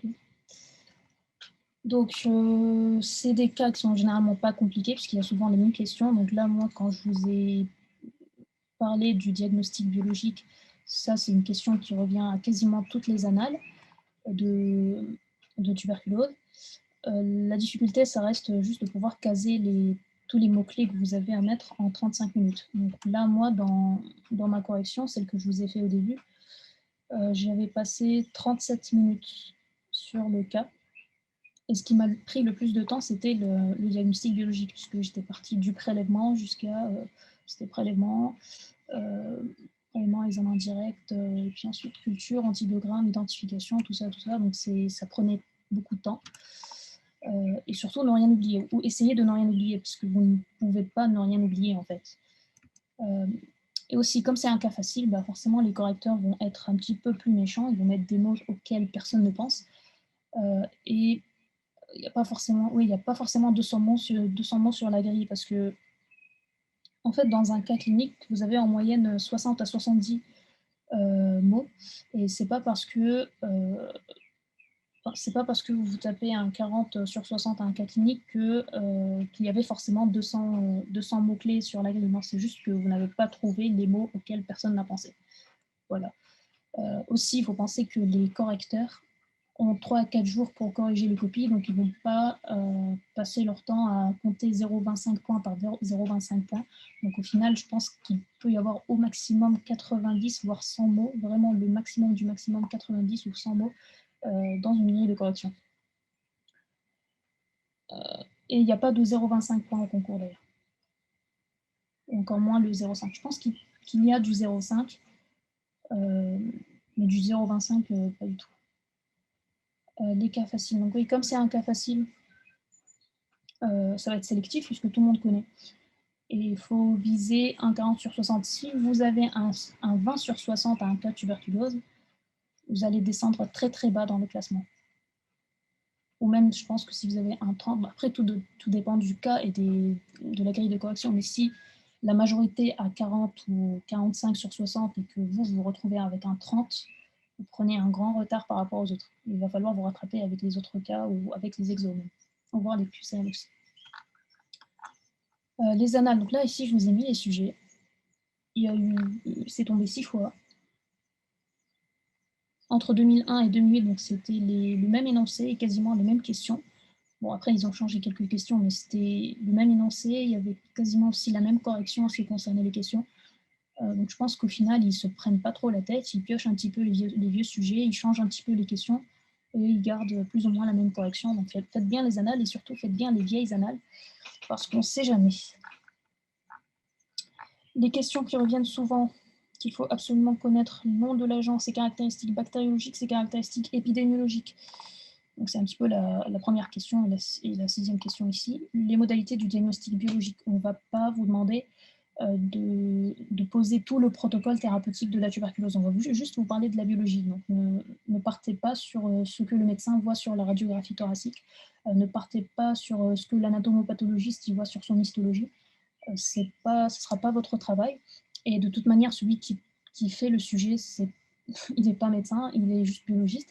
Et il ne saura pas du tout lire une radiographie du thorax, donc il ne va pas vous demander ce qu'on voit sur une radiographie du thorax. Donc apprenez la biologie. Enfin, je dis ça pour la tuberculose, mais ça s'applique à tous les items de biologie, on va dire. Il faut réviser plus ce qui concerne le diagnostic biologique. Il faut connaître absolument le diagnostic biologique et négliger plus ou moins les choses qui concernent le travail médical des médecins, quoi. Le traitement, donc ça c'est aussi à connaître, les protocoles objectifs, effets indésirables et suivis. Et puis, quand vous tombez sur un cas de tuberculose et VIH, c'est souvent la dernière question qui tombe, c'est pourquoi la rifampicine, les antirétroviraux, c'est dangereux. Comme je vous ai dit tout à l'heure, comme c'est un inducteur enzymatique et que les antirétroviraux, vous savez, le ritonavir qui est inhibiteur enzymatique, ils peuvent interagir entre eux. Donc souvent, vous remplacez la rifampicine par la rifabutine, ou alors vous changez les antirétroviraux, vous enlevez les inhibiteurs de la protéase et vous mettez un autre protocole. Voilà. Mais en mycologie, il parle souvent de signes radio. Est-ce qu'il parle des signes radio dans l'énoncé ou est-ce qu'ils en parlent dans la correction? Caché, signe de halo. Est-ce qu'ils en parlent dans la correction ou dans l'énoncé? Le doboc, les dobocs, c'est pas fait par des profs. Il faut vraiment que vous ayez une vision, soit la vision d'un pharmacien bio, soit de la vision d'un pharmacien biologiste, d'un pharmacien bio, soit d'un pharmacien hospitalier, pardon. C'est-à-dire que dans l'énoncé, oui, on peut vous dire qu'on voit des signes du halo, ou on voit des cachets de ballon, je sais pas quoi, dans le ballon, là, je crois que c'est pour l'échinococose. Mais ça sera pas dans la correction. C'est-à-dire que le correcteur, il n'attend pas de vous que vous lui dites que sur la radio, on voit ça. C'est-à-dire que, oui, il faut connaître que voilà, les ballons, c'est l'échinococose, que l'hydatiose, ou que le signe du halo, c'est aspergillose ou autre. Je crois que c'est l'aspergillose ou la pneumocystose, je ne sais plus. Enfin, c'est un des deux. Mais il faut juste savoir les signes, mais il ne faut pas les mettre dans la correction. Ça ne sera pas quelque chose dans la correction. Même pour les pneumonies aiguës communautaires. Oui, mais je pense que c'est pas dans les corrections. Moi, en tout cas, j'apprenais pas les pneumopathies aiguës communautaires, opacité alvéolaire bilatérale. J'apprends pas parce que je sais pas ce que c'est une opacité alvéolaire bilatérale sur une radio. Oui, voilà, c'est un signe juste pour vous aider à poser le diagnostic, mais jamais, jamais, jamais ils vont vous dire dites-nous ce que vous voyez sur une radiographie du thorax, parce que eux-mêmes ils savent pas le lire en fait. Et si un jour ils vous mettent ça, bah, vous faites une réclamation ou autre, et ensuite vous demandez à celui qui a rédigé le sujet d'interpréter une radio. Et je pense que là, il va rien dire. C'est pareil pour les traitements en parasito. Donc là, si on parlait de l'échino, pour l'idatidose, vous avez les techniques chirurgicales, tout ça. Donc pour les traitements, vous mettez juste technique chirurgicale, ou vous mettez le principe de la technique chirurgicale, vous mettez juste les grands titres, mais vous ne rentrez pas dans les détails. Donc ne dites pas on fait ça, ça, ça, ça. Vous n'êtes pas chirurgien, et celui qui corrige n'est pas chirurgien non plus, celui qui propose le sujet n'est pas chirurgien, donc mettez juste vraiment les grandes lignes. Oui, le père là. Bah, oui, voilà, vous mettez ponction, aspiration, injection et puis réaspiration, quelque chose comme ça. Vous mettez juste ça, vous ne mettez pas les détails. Bah oui, sauf si tu veux détailler, mais ça ne sert à rien, ça ne sera pas dans la correction. Moi, de mon côté, je suis quasiment sûre que ça ne sera pas dans la correction. Après, si tu veux l'apprendre, tu peux l'apprendre. Mais moi, si ça me concernait, si c'était tombé au concours, j'aurais juste mis technique paire et entre parenthèses ce que ça voulait dire. Et je serais passée à autre chose. Après, j'aurais plutôt détaillé les techniques immunologiques et le diagnostic indirect.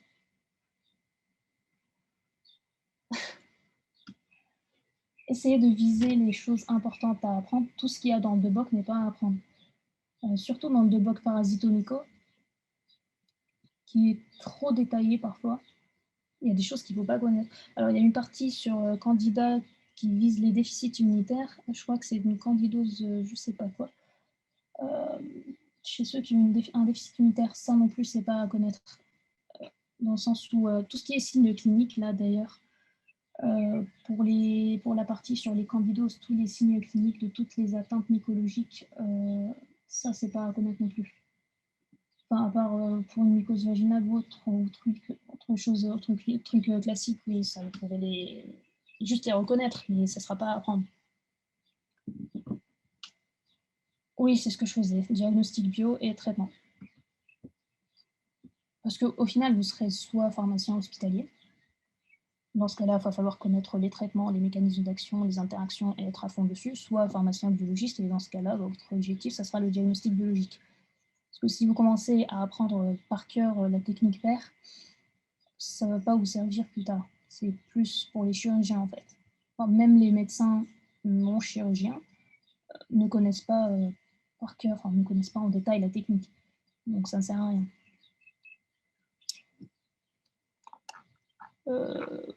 Voilà. J'ai fini. Est-ce que vous avez des questions sur ce qu'il faut apprendre encore? Quand tu avais des trucs, des mots culture, etc. Ah ben on a la même question. Bien, les hémocultures, c'est à en connaître plus. Les hémocultures. Alors, je dirais non et oui, parce qu'en fait, si vous faites de la biologie, vous aurez à faire des prélèvements plus tard. Je ne sais pas si ça sera à vous de faire les prélèvements d'hémoculture. Ça, vraiment, je ne sais pas si c'est aux biologistes de faire les prélèvements d'hémoculture. Mais par contre, tout ce qui est prise de sang, tout ça, c'est à faire. Après, les hémocultures, ça fait hyper longtemps que c'est pas tombé en mode, en mode détaillez-nous la méthode hémoculture. C'était plus dans les cas des années 2000 avec les staphylocoques, tout ça. Il me semble qu'à partir de 2009, ils n'avaient pas sorti trop de choses sur les hémocultures. Est-ce que tu détailles tout avec hémoculture, ECBC, LCR? Alors, ECBC, non, pas du tout. Hémoculture, hémoculture, on m'a dit qu'il faut l'apprendre. Du coup, moi, je l'avais appris, mais je voyais pas, enfin, si c'est pas au biologiste de le faire, je voyais pas l'intérêt de le faire, de l'apprendre. Mais on m'a dit de l'apprendre. Enfin, moi, les tuteurs à l'époque, ils m'avaient dit de l'apprendre, du coup, je l'ai appris. Mais je sais pas si, enfin, même notre prof de bactério nous faisait apprendre, donc je sais pas. Si c'est fait par le biologiste, il faut l'apprendre. Si c'est pas fait par le biologiste, c'est pas à apprendre. Le côté analytique des hémocultures, c'est à savoir. Bah oui, parce que c'est fait dans le service de bio. Et le LCR, la ponction lombaire, ça sera jamais. Alors, le fait de savoir qu'une ponction lombaire, ça se fait en L4, L5 ou je sais pas quoi, une PL, c'est un acte médical, donc c'est fait uniquement par un médecin ou un interne en médecine. C'est pas à vous de le faire. Je vois pas l'intérêt de l'apprendre. Mais après, si vous voulez, bon, après, il faut juste mettre que c'est en L4, L5 et qu'il faut 30 études, tout ça. Mais c'est pas hyper compliqué à imaginer, mais c'est pas non plus un acte à faire par le bio. Encore moins le pharmacien hospitalier. Donc réfléchissez vraiment bio ou pharmacien hospitalier. Si vous voyez que ça devient trop médical, enfin surtout dans les deux blocs, n'apprenez pas. Et regardez les annales, voyez ce qui tombe, les questions qui tombent le plus souvent. Alors pour la toxico, c'est plus particulier parce que la toxico, c'est vraiment chiant. On vous fait apprendre des choses que vous n'allez jamais faire. Mais il faut l'apprendre parce que c'est comme ça. Les intubations trachéales, ventilation assistée, tout ça, vous n'aurez jamais à le faire. Mais il faut l'apprendre, c'est comme ça. Le fait de dire qu'il faut mettre les patients en caisson hyperbare parce qu'ils ont fait un coma, vous ne le ferez pas, mais il faut le savoir parce que c'est comme ça. Donc la toxico, c'est la partie chiante un petit peu à savoir, à apprendre, qui ne va pas vous servir, mais il faut l'apprendre quand même. Voilà. Est-ce que vous avez d'autres questions? À quand la prochaine conf? Je suis en vacances. Je sais pas. Peut-être à partir de juillet. La prochaine conf, ouais, à partir de juillet. Enfin là, on va faire une petite réunion après, en juillet. Du coup, on vous donnera le planning ensuite plus tard. Voilà.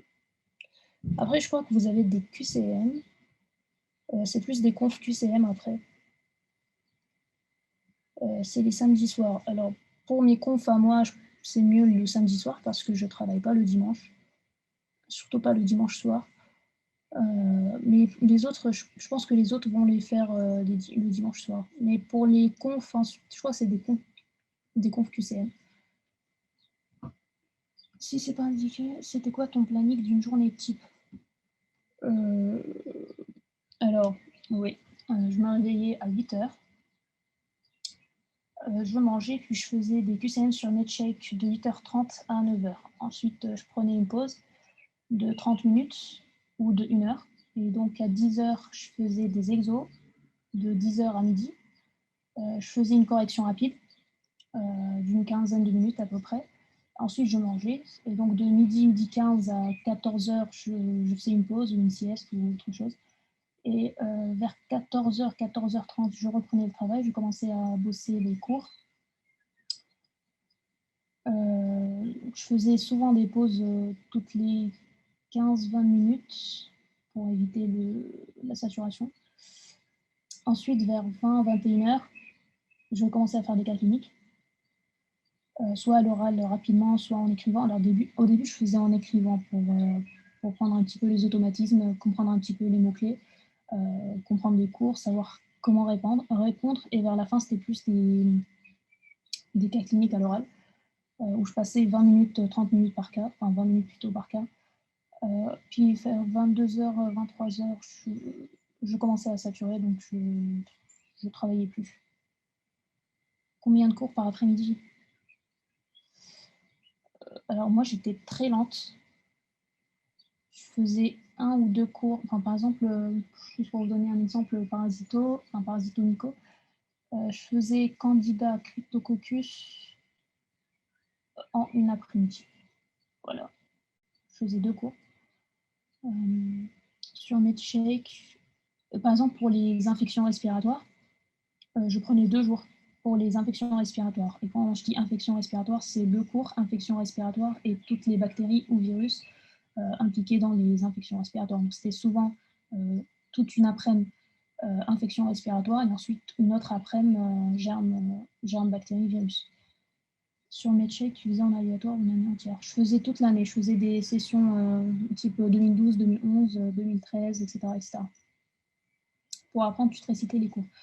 Non, j'aime pas réciter. Pour apprendre, déjà, je comprenais le cours. Je le lisais plusieurs fois et puis j'écrivais à côté. Enfin, surtout, j'écrivais à côté tous les mots-clés qui me passaient en tête. Et j'écrivais beaucoup, beaucoup, beaucoup, beaucoup. Après, c'est bien, je vais survoler le cours et pas retenir. Survoler le cours, donc moi j'écrivais beaucoup, mais si vous êtes du genre à réciter vos cours, faites-le, hein, c'est pas interdit. En vrai, tu travaillais 8 à 10 heures par jour. Je pencherais plus pour 10 heures que 8 heures. Je faisais un tour par mois. Enfin, tous les mois et demi, je faisais un tour. Et je travaillais par tour. Alors au début, mon premier tour, il m'a pris 3-4 mois. C'était de mars à mai. Non, mars à juin même. Enfin, c'est en juin que j'ai fini c'est fin juin que j'ai fini mon premier tour. Et ensuite, du 1er juillet à mi-août, j'ai fait mon deuxième tour. Mi-août, septembre, mi-septembre, fin septembre, j'ai fait mon troisième, puis quatrième, puis cinquième, etc. etc. Des fiches ou pas, parce que j'ai peur de pas. Non, j'ai pas fait de fiches parce que c'est pas ma méthode de travail. Après, il y a une fille dans ma promo qui faisait des fiches et qui arrivait bien classée, donc au final, c'est pas parce que vous faites des fiches que vous perdez du temps. Ça dépend vraiment de votre manière de travailler. Moi, je sais pas faire de fiches, donc c'est pas maintenant que j'allais en faire. Mais si vous êtes très fiche et que vous avez l'habitude de faire des fiches, alors faites des fiches. À partir de quand 10 heures par jour? À partir de mars, dès le début du confinement. Oui, après ça va plus vite parce que vous aurez déjà lu les cours, vous les aurez déjà compris. 7 jours sur 7, pas le dimanche. Et le jeudi après-midi, des fois, je dormais pendant 3 à 4 heures, mais vraiment, c'était du 6 jours sur 7, mais ça dépendait vraiment de mon état de soit motivation, soit fatigue et autres. Tu as bossé comment la Shinana? Alors moi, j'aime bien la Shinana. J'aime bien le pH, tout ça, donc je sais pas, faut aimer, je crois.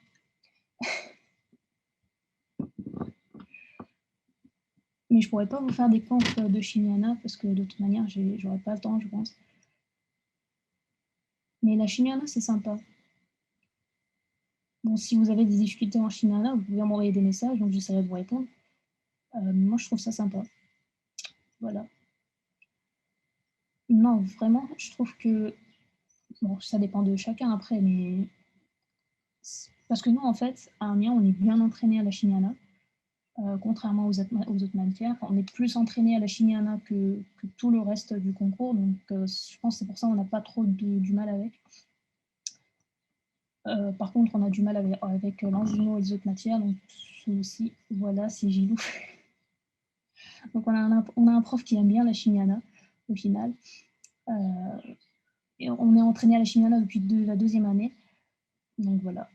Surtout la théorie, genre les QCM. Ah oui, les QCM de Chimiana, mais ils sont horribles avec les protométries, tout ça, mais faites pas attention à ça. Moi, ce que j'ai fait, c'est que je les ai appris bêtement par cœur. J'ai rien compris. Et au final, c'est pas tombé en décembre dernier, donc faut pas que ça vous traumatise parce que moi, je détestais les QCM de chimie. J'aimais bien les exos de Chimiana, mais je détestais les QCM de Chimiana. Tu es de quelle ville? De Amiens, en Picardie. Ça veut dire que ça va tomber cette année? Non, pas forcément. Alors, ouais, j'aurais pas dû dire ça parce que, en fait, j'ai l'impression que plus il y a des QCM qui tombent à une session, moins il y en a qui tombent à la section d'après, à la session d'après.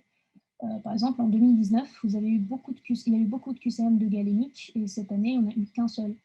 En 2019, il n'y a pas eu trop de génétique. Par contre, cette année, on a eu beaucoup. Moi, j'avais fait l'impasse sur la génétique, donc ça m'a fait un petit peu mal.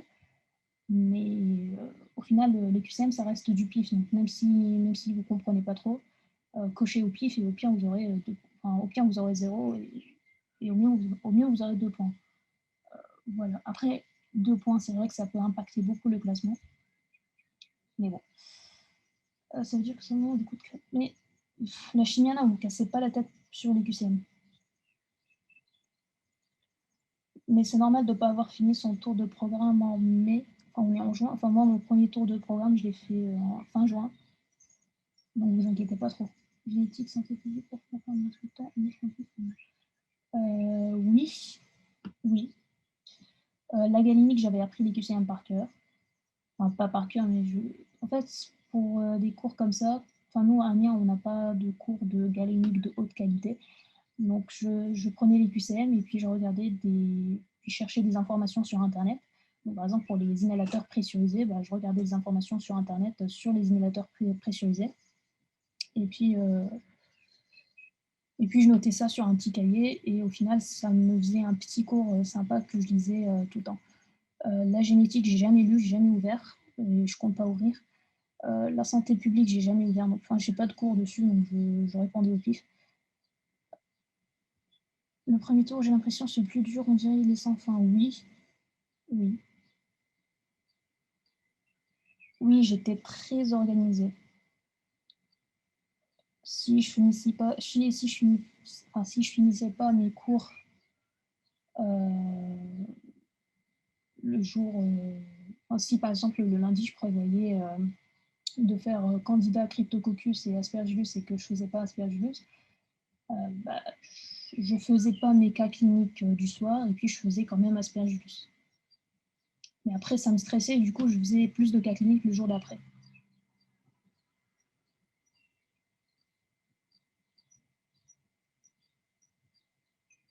De rien. Est-ce qu'il y a d'autres questions?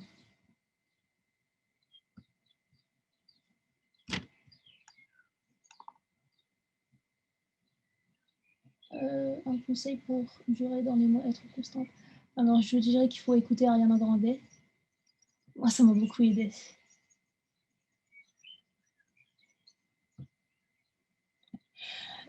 Non, je rigole. Enfin, je rigole pas, mais c'est vrai.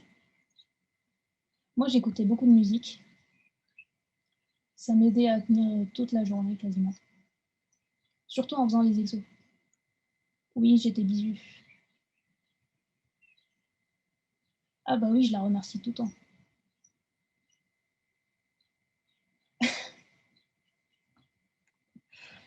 Alors, moi, pendant mes révisions, j'ai écouté tous ces albums, si vous voulez savoir. Donc, je vous recommande de faire un abonnement sur Spotify et puis d'écouter. Vraiment, c'est sympa. Elle dit beaucoup de choses. Faites pas attention aux paroles.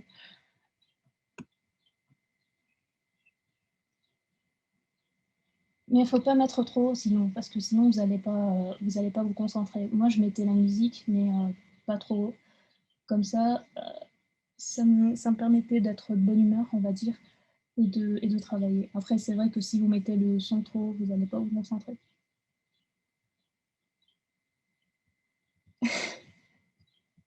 Oui, c'est dommage qu'elle ne chante pas les cours, mais après, Bon, après, là, maintenant, je peux plus l'écouter vraiment parce que ça me rappelle trop de mauvais souvenirs, mais c'était sympa à l'époque.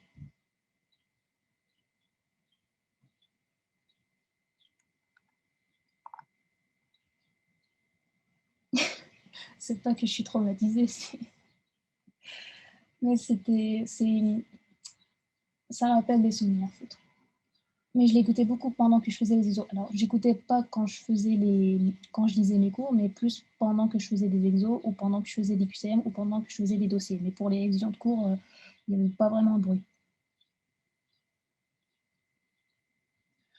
Après, c'est pas parce que vous l'écoutez que vous allez forcément faire un top 10, hein, mais on sait jamais.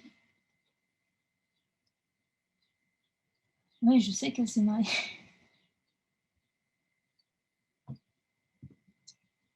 Pour la musique, je dirais que ça dépend de chacun. Après, tu peux juste ouvrir la fenêtre ou ne rien écouter du tout, hein. Ça dépend de chacun. Moi, j'avais besoin de musique parce que je m'ennuyais vraiment. Il y a des fois où je m'ennuyais vraiment. Du coup, j'avais besoin de quelque chose pour rendre les révisions beaucoup plus agréables.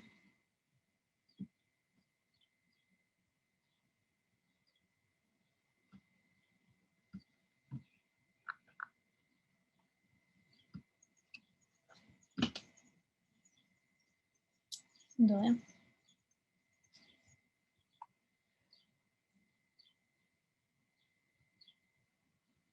Bonne soirée. Et puis, travaillez bien et bon courage pour cet été. Et bonne soirée.